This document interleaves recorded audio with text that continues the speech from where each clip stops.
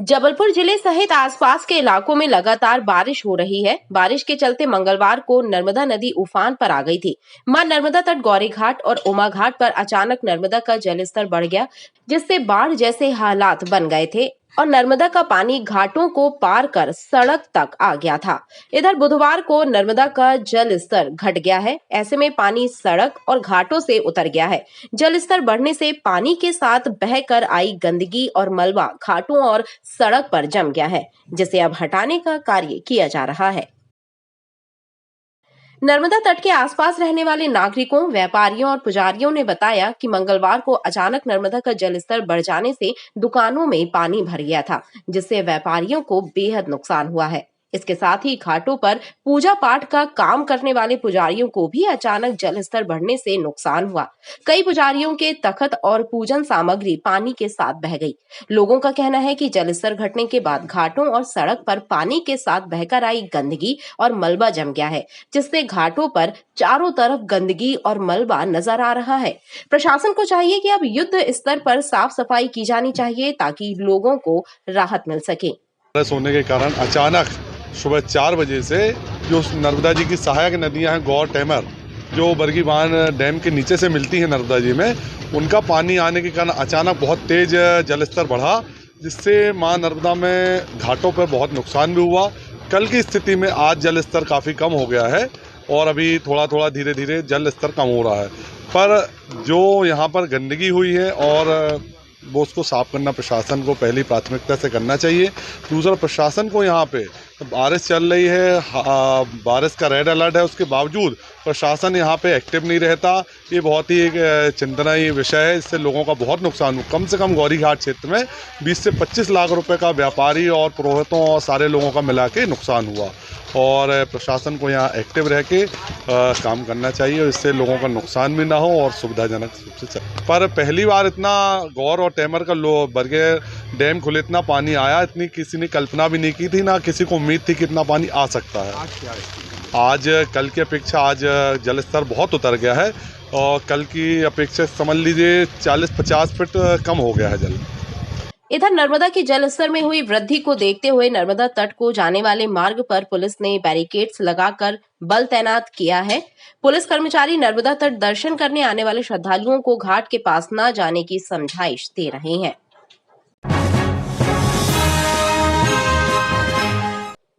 29 जुलाई को गौरी घाट से आरंभ होकर कैलाश धाम तक निकाली जाने वाली कांवड़ यात्रा के मद्देनजर की जा रही तैयारियों का जायजा लेने कलेक्टर दीपक सक्सेना और एसपी आदित्य प्रताप सिंह पुलिस एवं प्रशासनिक अधिकारियों के साथ गौरी घाट पहुंचे, जहां उन्होंने एक घाट पर पहुंचकर निरीक्षण किया और अधिकारियों एवं समिति सदस्यों से चर्चा की।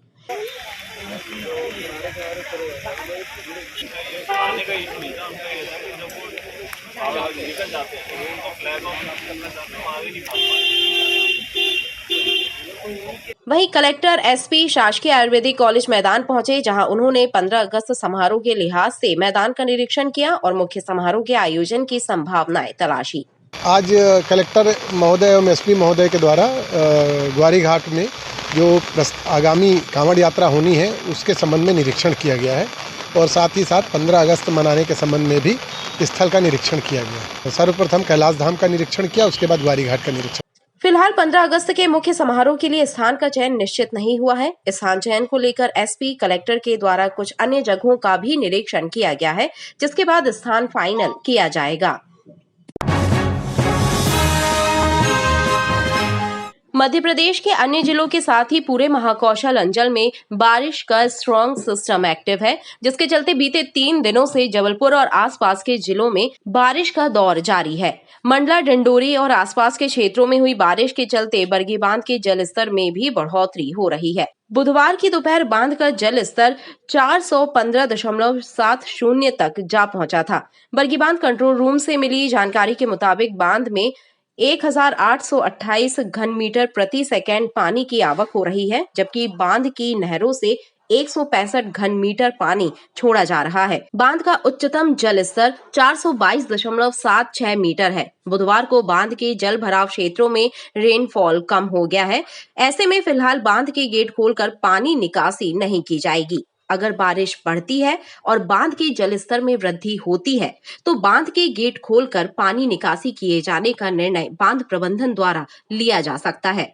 फिलहाल बांध प्रशासन पूरी स्थिति पर नजर बनाए हुए है। वहीं मौसम विभाग से मिली जानकारी के मुताबिक जबलपुर जिले में अब तक इस सीजन में कुल बारिश का आंकड़ा 523 मिलीमीटर यानी 20 इंच को पार कर चुका है। बुधवार को सुबह 8:30 बजे से लेकर दोपहर 2:30 बजे तक 12.8 मिलीमीटर वर्षा रिकॉर्ड की गई है। मध्य प्रदेश के जबलपुर में पिछले 2 दिनों से हो रही मूसलाधार बारिश से जीवन अस्त व्यस्त हो गया है। नर्मदा और उसकी सहायक नदियां उफान पर हैं। बरेला के कई गांव प्रभावित हुए हैं। गौर नदी की बाढ़ ने बरेला के निकट घुघरी गांव को भी अपनी चपेट में ले लिया।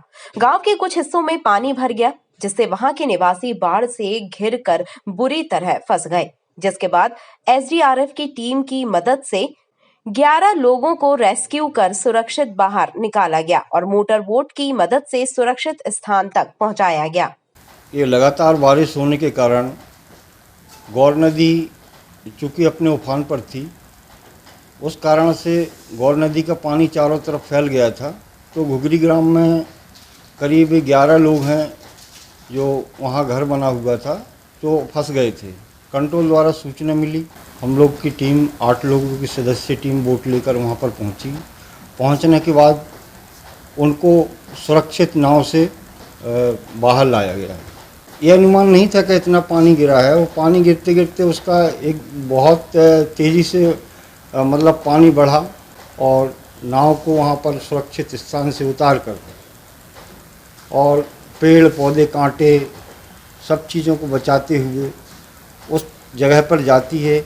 वहाँ से जवानों को लाइफ जैकेट पहना के और जो जिन लोगों का रेस्क्यू किया जाता है उनको भी सुरक्षित लाइफ जैकेट पहना के सुरक्षित जगह पर लाके छोड़ा जाता है।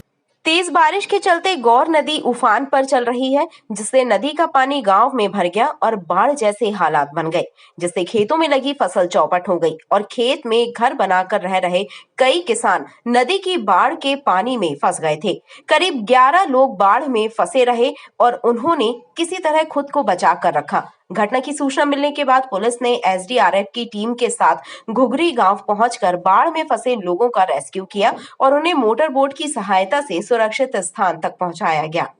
कल बहुत दिक्कतों का सामना करना पड़ रहा था क्योंकि बारिश बहुत तेज हो गई थी। अचानक बारिश पानी आ गया तो फिर अपनी रेस्क्यू टीम ने अपन को मतलब बचाया आके। कितने घंटे फंस रहे हैं आप लोग? समथिंग 3 घंटे।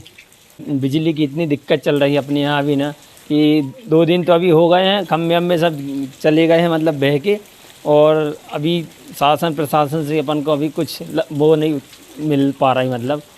अरे भैया बारिश तो ऐसी हो रही थी ना कि जान पे पड़ी। ये कहो प्रशासन ने कैसे साथ दिया ना, 6 लोगों की जान बचाई है। घर के परिवार के लोग थे। 5 बजे टीआई साहब ने ये कहो कि कैसे पनडुब्बी बुलाई है, पूरे गांव के सामने ऐसे बची है जान 6 लोगों की। किस तरह से फंसे रहे? आप लोगों को अंदेशा था कि वैसे आप लोग फंस जाएंगे? नहीं भैया, कोई अंदेशा नहीं था। 2 नदी के बीच में खेत था, दोनों नदी उफान पे आ गई। भैया ये सोच लो कि यहाँ तक पानी बढ़ता जा रहा था है। 4 बजे रात से न ये मान के चलो कि 10 साढ़े 10 तक एक और प्रशासन ने आ गई। इतने पानी में बच्चे डूबते डूबते उसको बाहर किया गया है। ग्रामीणों को सुरक्षित बाहर निकालने के बाद अब उन्हें आवश्यक सहायता और राहत प्रदान की जा रही है। पुलिस और प्रशासन जल भराव वाले इलाकों में लगातार नजर बनाए हुए हैं ताकि कोई जनहानि ना हो।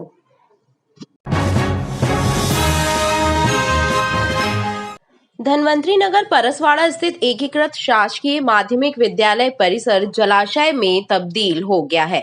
आलम यह है कि पानी की निकासी न हो पाने के कारण नाले नालियों का गंदा पानी भी मैदान में जमा हो गया है, जिसके कारण स्कूली बच्चे और शिक्षकों को क्लासरूम तक पहुंचने में खासी परेशानी उठानी पड़ी। विद्यार्थियों और शाला शिक्षकों का कहना है कि हर वर्ष बारिश के मौसम में ऐसी ही स्थिति निर्मित हो जाती है, जबकि कई बार जिम्मेदार विभाग के अधिकारियों और जनप्रतिनिधियों को इस समस्या से अवगत कराया जा चुका है, लेकिन किसी ने ध्यान नहीं दिया, बल्कि शाला प्रबंधन के द्वारा ही स्कूल मैदान की जमीन का लेवल ऊंचा करने के लिए मलबा डलवाया गया था, वो भी कारगर साबित नहीं हुआ। हम लोग यहाँ स्कूल आते हैं तो कभी काल गिर जाते हैं और स्कूल आने में दिक्कत जाती है बहुत ज़्यादा। इसलिए पापा मम्मी मना करती कि स्कूल मत जा बेटा, और इधर बीमारी भी हो सकती है गंदे पानी में, और कभी कई बच्चे गिर जाते हैं, साइकिल खड़ी करने में दिक्कत जाती है, और ग्राउंड में पूरा पानी भरा खेलने में भी दिक्कत जाती है। रेता गिट्टी है कि तो कंकड़ में फंस जाते हैं, पैर तो गिर जाता है। शासकीय माध्यमिक शाला एकीकृत धनवंतरी नगर का ये प्रांगण है। यहाँ पर लगातार जो 2 दिनों से बारिश हो रही है तो प्रांगण में पानी भर गया है, मतलब ग्राउंड में।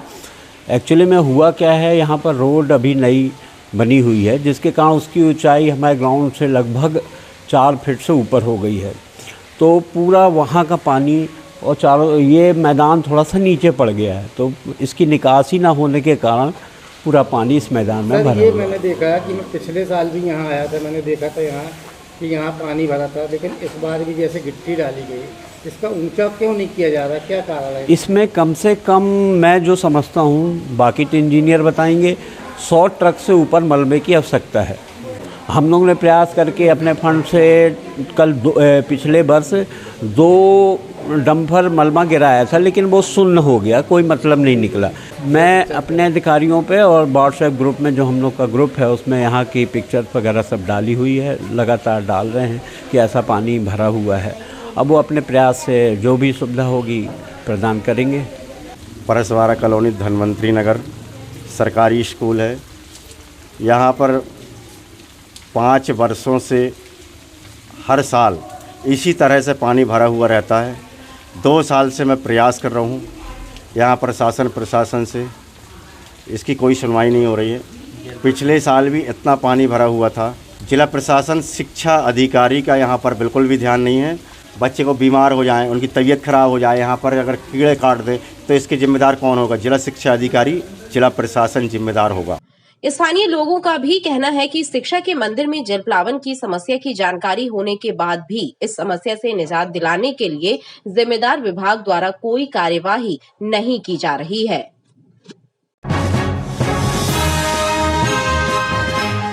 महाराणा प्रताप वार्ड धनवंतरी नगर क्षेत्र में कराए गए सीवर लाइन के बेढंगे कार्य की वजह से लोग परेशान हैं। सबसे ज्यादा भूकंप कॉलोनी में रहने वाले गरीब परिवार परेशान हैं। नाले नालियों का पानी लोगों के घरों में भर गया है। गृहस्थी का सामान खराब हो रहा है। वहीं पूरे इलाके की सड़कें बदहाल हैं। सीवर लाइन के पाइप बिछाने के लिए सड़कें खोदी गईं, लेकिन गड्ढों को भरा नहीं गया। सड़कों का रिस्टोरेशन नहीं कराए जाने से पूरी सड़कों पर कीचड़ फैला हुआ है। भूकंप कॉलोनी में नर्क जैसे हालात बने हुए हैं।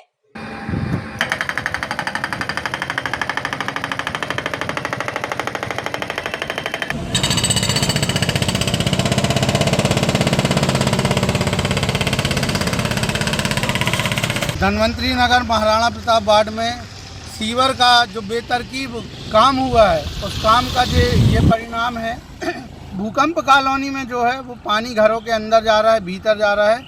और संजय सिंह को जब फ़ोन लगाकर कहा कि यहाँ ये पुलिया डाल दो, तो संजय सिंह का कहना है कि ये काम हमारा नहीं है, ये काम हम क्यों करें। जबकि अगर वो काम अच्छे से करता तो निश्चित रूप से यहाँ जल प्लावन की स्थिति नहीं बनती और ना ही लोगों के घरों में ऐसा पानी भरता कि लोगों को बाल्टियों और डब्बों से पानी निकालने की आवश्यकता पड़ती। क्षेत्रीय लोगों का कहना है कि नगर निगम के अधिकारियों से कई बार शिकायत की, लेकिन राहत नहीं मिली। जिम्मेदार विभाग और अधिकारियों को शायद यहाँ किसी बड़ी दुर्घटना का इंतजार है।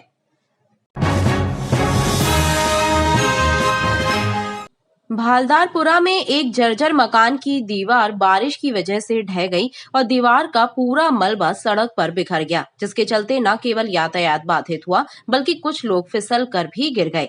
स्थानीय लोगों ने बताया कि पिछले वर्ष इस मकान को जर्जर घोषित किया गया था, जिसके बाद इसे तोड़ा गया, लेकिन इसे पूरी तरह से जमींदोज नहीं किया गया, बल्कि एक तरफ की दीवारों को बिना तोड़े ही छोड़ दिया गया और उनमें से ही एक हिस्सा ढह गया है। गनीमत ये रही कि इस घटना में किसी को भी जान माल का नुकसान नहीं हुआ। ये मकान था, ये जर्जर हालत में था, तो नगर निगम ने पिछले साल इस मकान को पूरा गिरा दिया, लेकिन आधे के बाद इसका काम रुक गया था। तो अभी ये दीवार इसकी अपने आप परसों भसक गई, और भसकने के बाद जो बाकी की दीवार बची है वो लटक ही रही है, चाहे वो अभी गिर जाए, चाहे वो कब गिर जाए, किसी के ऊपर गिर जाए। और जब कल से ये मकान गिरा है, जब से अभी तक 3 से 4 लोग गिर चुके हैं। गैया भी बहुत जोर के गिर चुकी है कल, लेकिन अभी तक कोई नगर निगम का या कोई भी वैसा व्यक्ति नहीं आया जिसने मलबा उठाया। हम ही लोगों ने खुद ये मलबे को किनारे किया है। पूरी रोड जाम हो गई थी। ये छोटी सी गली है, ये हम लोग ने करवाया खुद, अपने पैसे से लेबर लगाई, साफ करवाया। जिनका घायल अभी कोई नहीं हुआ था। मलबा गिरने के बाद लोग निकलने का प्रयास कर रहे थे तो वो गिर गए, तो उसमें से एक जन घायल हुआ है। एक अंकल एक आंटी निकल रहे थे, वो गिर गए तो उनको छिल गया है। लेकिन अब जो बाकी की दीवार है, वो जो बड़ी दीवार है, वो गिरेगी तो ज़रूर क्षति पहुँचेगी।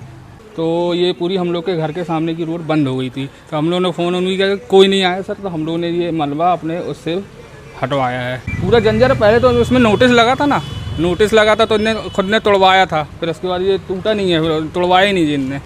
इससे आगे कोई भी हादसा हो सकता है, कभी भी रात में दीवार गिर सकती है। आवागमन है, लोग आते जाते हैं, माल जाता आता रहता है, उसका कोई भी हादसा और बड़ी क्षति हो सकती है इसमें। नोटिस में पहले तोड़वाया गया हुआ है बैक एयर में, उसके बाद उसको उसी हाल पे छोड़ दिया गया। वो भी कभी भी दीवार खिसक सकती है, बाजू में रहते हैं, बच्चे भी हैं। क्षेत्र में रहने वाले लोगों का कहना है कि जर्जर मकान को अधूरा तोड़ा गया है, जबकि बाकी बची दीवारों को भी तोड़ने की जरूरत है, क्योंकि बारिश में यदि बड़ी दीवार गिरी तो बड़ा हादसा हो सकता है।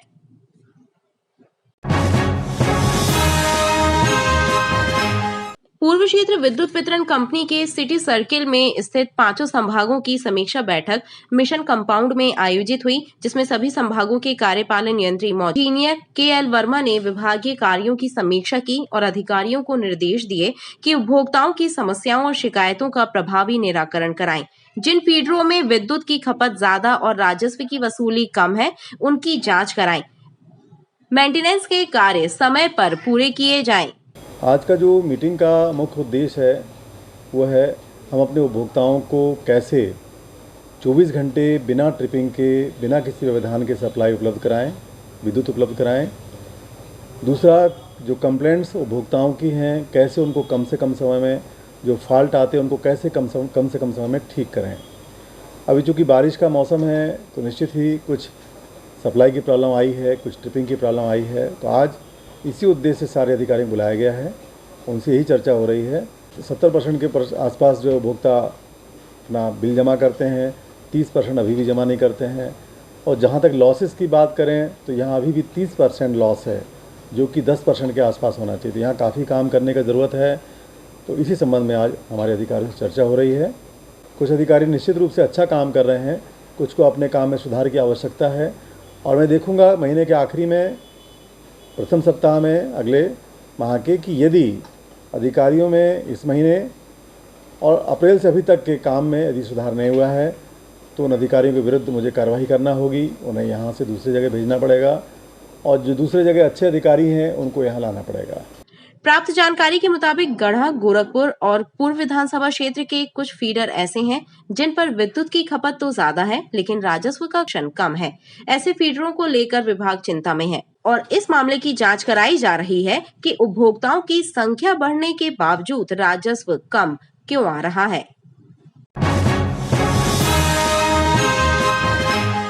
दमोनाका से मदन महल तक बन रहे फ्लाईओवर के नीचे अराजक यातायात का माहौल है। सबसे ज्यादा स्थिति रानीताल चौराहे से दमोनाका तक की खराब है, जहां फ्लाईओवर के नीचे अवैध रूप से वाहन पार्क किए जा रहे हैं। इन वाहनों के कारण यातायात बाधित हो रहा है, लेकिन नगर निगम, यातायात पुलिस और परिवहन विभाग इस ओर ध्यान नहीं दे रहा है। 20 सड़क पर खड़े वाहनों की वजह से एक्सीडेंट हो रहे हैं। सड़क पर काबिज अतिक्रमणों के चलते चौड़ी सड़क भी सकरी नजर आती है। जो फ्लाईओवर है, फ्लाईओवर का जो इस्तेमाल नहीं हो पा रहा है, जो अवैध ट्रक खड़े होते हैं, अवैध जो ऑटो रिक्शा खड़े होते हैंगे, जिससे आवाजावक में बहुत कठिनाई होती है कि अवैध जो ट्रक खड़े हैं, ऑटो खड़े हैं, लोडिंग ऑटो हो रही है, इस वजह से बहुत परेशानियां हो रही हैं आने जाने वाले लोगों को। और यातायात को देखना चाहिए कि भैया कि कहाँ पे क्या प्रॉब्लम है। बस चलान के लिए खड़े हो जाते हैं हेलमेट वालों के लिए, बाकी और सुविधाएं नहीं देखते हैं।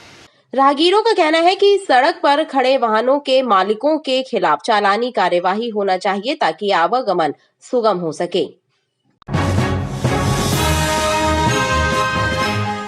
संस्कारधानी जबलपुर में चोरों के हौसले इतने बुलंद हैं कि चोर मंदिरों को भी निशाना बनाने से नहीं चूक रहे। ताजा मामला तिलवारा थाने से कुछ ही दूरी पर स्थित सगड़ा के प्राचीन काल भैरव मंदिर का है, जहां 7वीं बार चोरों ने चोरी की वारदात को अंजाम दिया। मंदिर के पुजारी और श्रद्धालुओं की माने तो बीते 6 माह में मंदिर में 7वीं बार चोरी की घटना हुई है, लेकिन हर बार जानकारी देने के बाद भी पुलिस ने मामले में एक भी एफआईआर दर्ज नहीं की और ना ही अब तक पुलिस चोरी की एक भी घटना का पर्दाफाश कर सकी है। मंदिर के पुजारी अंकुर दुबे का कहना है कि उनके द्वारा हर बार मंदिर में चोरी होने की जानकारी तिलवारा थाना पुलिस को दी गई, लेकिन पुलिस ने सादे कागज पर लिखित आवेदन लेकर खानापूर्ति कर दी और कार्यवाही नहीं की। ऐसे में एक बार फिर अज्ञात चोर मंदिर में स्थापित हनुमान जी की प्रतिमा का छत्र और मुखौटा चोरी करके ले गए हैं। इस बार भी पुलिस ने उनसे सादे कागज पर आवेदन लिया है। पुजारी की माने तो बीते दिसंबर माह से मंदिर में चोरी की कोई न कोई घटना हो रही है। पिछले माह 2 बार मंदिर के ताले टूटे थे, तब भी उन्होंने पुलिस को घटना की सूचना दी थी, लेकिन पुलिस ने लिखित शिकायत लेकर मामले को रफा दफा कर दिया। तो उनको चांदी का मुखौटा चढ़ाया गया था, जो आज सुबह 9 बजे के आसपास किसी संदिग्ध व्यक्ति ने उसको क्षतिग्रस्त करके ले गए हैं, जिसकी कंप्लेन हमने थाना प्रभारी जी को तिलवारा थाना में जानकारी दी गई है। इसके पहले भी काफ़ी बार चोरी हो चुकी है, जो कहना चाहिए दिसंबर में भैरवाष्टमी के अगले दिन चोरी हुई थी, उसकी भी जानकारी दी गई है। फिर 22 जनवरी को भी चोरी हुई थी, दानपेटी की उस समय पे चोरी हुई थी। फिर पिछले महीने 28 तारीख को और 26 तारीख को भी ताला टूटा है, उसकी भी जानकारी दी गई है। और आज सुबह 9 बजे के आसपास ये घटना हुई है, जिसमें हनुमान जी की मूर्ति को भी क्षतिग्रस्त कर दिया गया, जिसमें भगवान जी का चांदी का मुखौटा जो 22 जनवरी को लगाया गया था वो लेके गए हैं। तो इसकी जानकारी हमने अभी थाना प्रभारी जी को दी है। एफआईआर की बात की जाए, एफआईआर नहीं हो रही है। एफआईआर के लिए उन्होंने बोला है कि शाम को बुलाया था, मगर अभी टीआई साहब शायद मीटिंग में गए थे, उन्होंने तो बोला है कि कल सुबह मिलेंगे तो उसकी थाना एफआईआर दर्ज करने के लिए बोला है कि हाँ इस बार करेंगे। मैंने एप्लीकेशन दी है, एफआईआर एक बार भी नहीं हुई है। वो उनके हिसाब से चोरी की घटनाएं मतलब एक सामान्य है, तो इस कारण से बोले थे आप एप्लीकेशन दे दीजिए, जांच करेंगे, मगर अभी तक जांच में कुछ ऐसा आया नहीं है। महाकाल भैरव मंदिर जो सगड़ा में स्थित है, इसमें लगातार 5 महीने में 6 से 7 बार चोरी हो चुकी है। इसकी एफआईआर के लिए हम लोग थाने जाते हैं, उन लोग कहते कंप्लेंट लिख दो, कार्रवाई कुछ नहीं होती। और 6वीं चोरी में कभी हनुमान जी का मुखौटा निकाल के ले आते हैं, तो कभी भगवान का नुकसान करते हैं। फिर मतलब असामाजिक तत्व इतने बढ़ गए हैं यहाँ पे, जिससे कारण निरंतर ये घटना हो चलती रहती है। पर पुलिस प्रशासन बिल्कुल ध्यान नहीं देता है कि कम से कम थोड़ा सा पैरवी करे और उन चोरों को पकड़े, तो ये मतलब अपने धर्म स्थल का नुकसान ना हो। तिलवारा थाना 1 किलोमीटर की दूरी पर स्थित है। यहाँ पर बरगी हेल्थ थाना लगता है, तिलवारा थाना लगता है, यहाँ से मुश्किल से 500 मीटर की दूरी पर है स्थित है। खास बात यह है कि मंदिर तिलवारा थाने से महज 100 मीटर की दूरी पर है। बावजूद इसके मंदिर में बीते 6 माह से लगातार चोरी हो रही है। चोर मंदिर की दानपेटी से लेकर अन्य सामान चोरी कर ले जा चुके हैं, लेकिन इतनी घटनाओं के बाद भी पुलिस ने ना तो एफआईआर दर्ज की और ना ही कोई कार्यवाही की, जिससे मंदिर आने वाले श्रद्धालुओं और स्थानीय लोगों में आक्रोश पनप रहा है।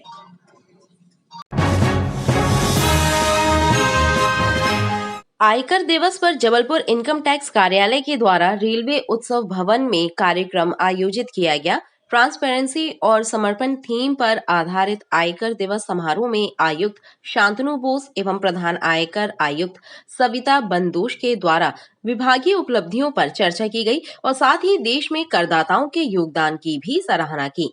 कार्यक्रम में भविष्य निधि के क्षेत्रीय आयुक्त राकेश सहरावत और केंद्रीय जीएसटी आयुक्त लोकेश लिल्हारे बतौर अतिथि शामिल हुए।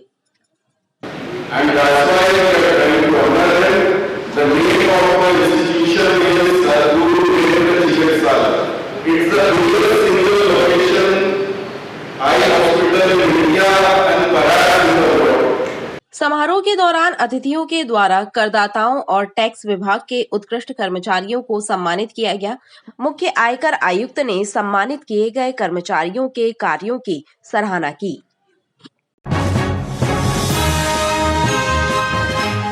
केंद्र सरकार द्वारा पेश किए में रेलवे के लिए स्वीकृत हुई राशि के बारे में वीडियो कॉन्फ्रेंसिंग के माध्यम से केंद्रीय रेल मंत्री अश्विन वैष्णव के द्वारा विस्तृत जानकारी दी गई।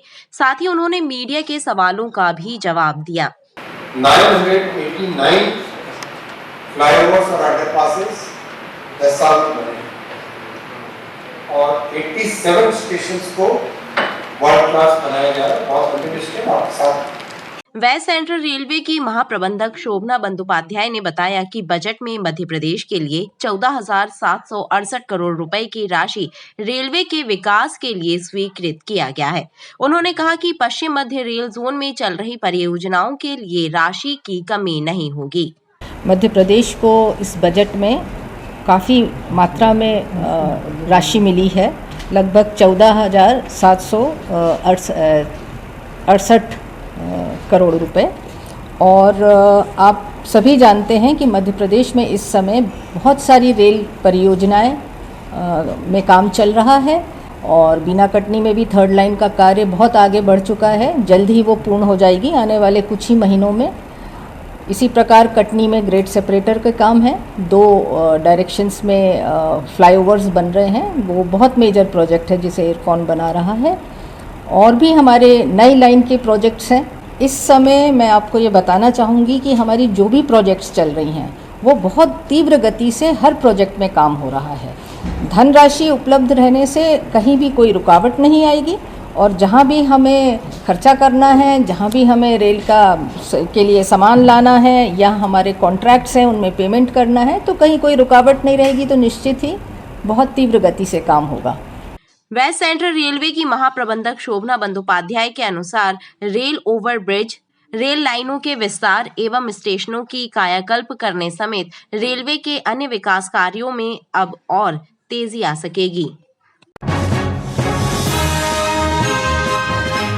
मुख्य रेलवे स्टेशन प्लेटफॉर्म नंबर 6 के बाहर मेट्रो बस स्टॉप पर बीती रात क्राइम ब्रांच और सिविल लाइन थाना पुलिस की संयुक्त टीम ने छापा मारा। इस दौरान मेट्रो बस स्टॉप पर जुआरी स्टाइगर पर रुपयों के माध्यम से हार जीत का दांव लगाकर जुआ खेल रहे थे। पुलिस ने मौके पर जुआ खिला रहे 62 वर्षीय वृद्ध प्रकाश दुसिया सहित जुआ खेल रहे छोटी ओमती खलासी लाइन निवासी सुमित सुंदरानी, हनुमान ताल के रहने वाले अल्ताफ खां, रेलवे कॉलोनी निवासी हरदीप दिवाकर और बड़ी ओमती निवासी रामू मौर्य को गिरफ्तार किया है। जुआरियों से पुलिस ने 49,620 रुपए नकदी, 3 स्टाइगर, लोहे की टेबल सहित अन्य सामान जब्त करते हुए जुआ एक्ट के तहत प्रकरण दर्ज किया है। सूचना प्राप्त होती है Sumit Sundrani railway station platform number 6 के बाहर टेबल लगाकर स्टाइगर के माध्यम से हार जीत की बाजी लगाकर जुआ खेल रहा है कि सूचना पर क्राइम स्क्वाड के स्टाफ के साथ जो है अपने थाना सिविल लाइन के स्टाफ द्वारा दबिश दी गई, जिसके कब्जे से करीबन 49,620 रुपये नकद एवं स्टाइगर टेबल वगैरह जब्त कर जुआ एक्ट की कार्रवाई की गई। करीबन सुमित सुंदरानी के साथ में जो है तो करीब 5 व्यक्ति और थे।